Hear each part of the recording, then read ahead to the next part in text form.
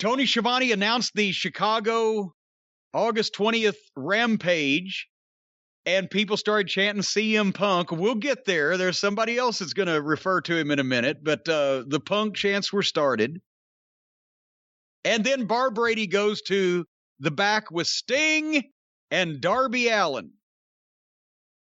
This was a 30-second interview, if that, where Sting just stood there mute. They're paying, how much money are they paying him? And he can't be asked to say a line. You've got Sting on your program, but don't you think maybe you get more value out of Sting if he doesn't talk? Then don't show him at all. They're making him. The way they got the most money out of Sting was that fucking thing in WCW back in the 90s where they kept him in the rafters for a year. He didn't speak and he didn't work, and he came back and drew more money than he ever had. Then people started seeing him again, and that bloom was off that rose. If he doesn't need to just stand there next to Darby Allin, a foot shorter, 100 pounds lighter, who mumbles, "I'll be in Chicago," and then teases CM Punk doing the best in the world line. Sting didn't need to be standing there mute, or else what? He could have said something about who's the best in the world or what. Just don't stand him there like a schlub. Anyway, that's where I said CM Punk better be in Chicago at the United Center on August 20th, or the fans will burn the building down. And we hear, just as we've been recording this program, they've already sold out 10,000 seats. Well, not sold out, sold. Well, they've sold 10,100 seats of the 10,500 they set up for us, what they said, because everybody and their brother thinks that, so it's going to be, they think that CM Punk is going to be there, and CM Punk better by God be there, or the prophecy I've made will come true many times. What I've said is so-and-so, if he's not on the card, will the people set the seats on fire? The answer here is yes. The people will literally set the seats on fire if CM Punk is not on that show that night. Oh. So do you think this shuts down the questioning and it's a done deal? I don't think, because they did this on TV 3 times on this show, because also MJF recited some of the words from the pipe bomb promo, I think it's pretty clear they have CM Punk. I think everyone knows it. There aren't any denials at this point. It's just a matter of when and where, and it appears it'll be in Chicago, which of course is a natural fit. Although I will say, I said it before, the biggest thing they could do is Punk and Bryan. Bryan, when he was on the Indies, was called the best in the world. Yeah. Punk in WWE made himself the best in the world. Yeah. I mean, technically, Darby could be teasing Bryan, although we know he's not, but there's the natural feud. But no, because here, if they've got both Chicago, out comes CM Punk, best in the world, New York, which would be more of a Bryan Danielson town than possibly, New York, Bryan Danielson comes out and tells CM Punk, "You're not the best in the world, I am." Now we got some business. Let me ask you a question. Just like we talked about, we all assume CM Punk is signed and going to AEW. And hey, here's the thing. Wouldn't it be fucking hilarious if Tony Khan, the upstanding young man he is, and CM Punk, the upstanding young man he is, if they'd have shook hands and Tony just said, "I'll get those contracts over to you, but we got to do this show tonight." And then Punk sees the reaction and calls Tony and says, "Before you send them papers, send over an extra 7 fucking figures, or else they're going to burn the United Center down, motherfucker." Well, I doubt CM Punk will be doing that, but my point was going to be, we all assume he's signed or will be there. It's kind of a done deal to a lot of us in our minds. The buzz is out there. There have been articles about it. Tony Khan was interviewed. I recently read an article where he wouldn't comment on it, so it's coming up in interviews.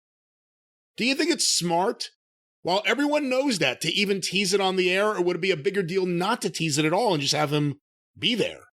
No, because you think you have to tease Punk being there, even though there's so much buzz about it already out there. You think you need to do it on air.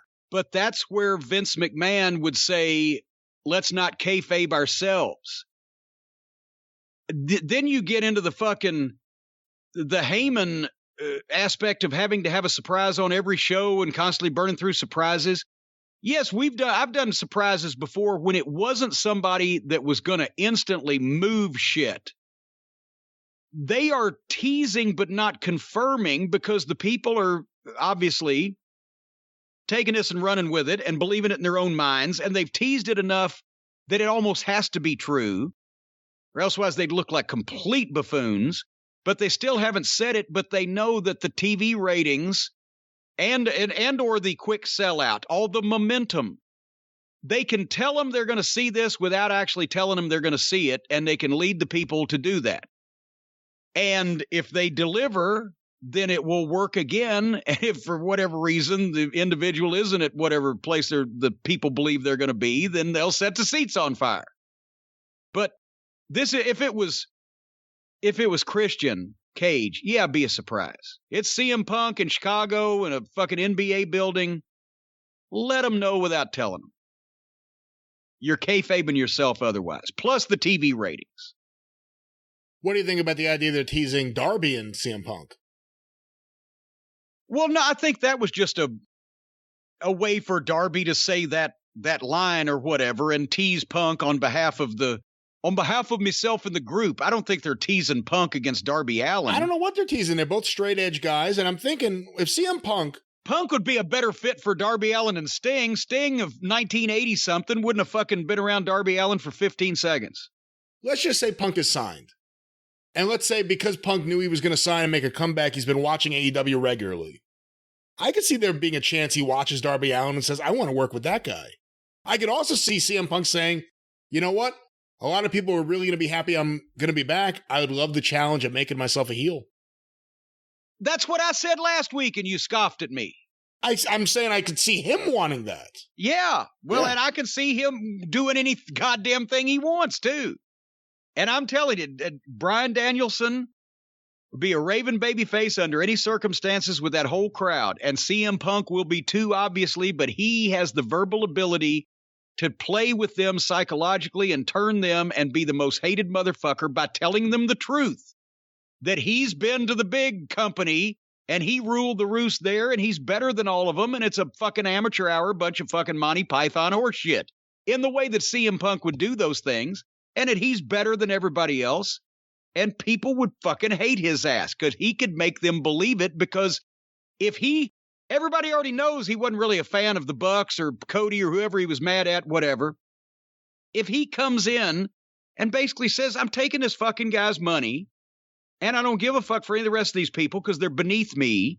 And by the way, you fans, you're all a bunch of idiots because it's a clown show till I got here. Yeah, he could have snipers looking for him. Because you know how sensitive, some of them might be in the locker room. Because you know how sensitive all these people's feelings are. Anyway. I'm looking forward to it. I think once CM Punk's in that locker room, it's going to be very interesting. And I have appreciated a lot of his comments and thoughts the last few years on Twitter. It's going to be very interesting to see how he coexists with various factions and people within AEW. And I think they ought to shoot with it. They ought to say CM Punk has demanded his own dressing room so he doesn't have to interact with the fucking hired help. And then Chris Robinson can complain about it, and the Black Crowes removed from the tour. And we'll talk about knocking the sponsors here in a few minutes. Anyway, real quickly, we got to get to that. In New Japan Pro Wrestling, U.S. title was on the line again. Lance Archer against Heckel, the son of Haku, and this kid's like 6'10". I mean, this was a big man match where they were fighting and chopping meat, and the kid's green, and he's got a muffin top, but he's 6'10", and he's Samoan, and he's like 20 years old, so he's going to be a fucking superstar. And he's got a nice way of carrying himself already, nice little power slams, some facials, little body language. This earned the Jim Ross bowling shoe ugly reference, but it furthers their New Japan relationship and got Archer a win. Although, same thing here. Archer hit the superplex off the top rope, got a 2 count, and then picked the guy up and hit his fucking move, got the 3 count. Either one of those things coming just by themselves, the fucking guy looks better because he got caught by something. It can happen to anybody, but you get hit with something and then just picked up like a piece of dead meat and dropped again, you're getting beat flat. After the superplex, he just beat a body.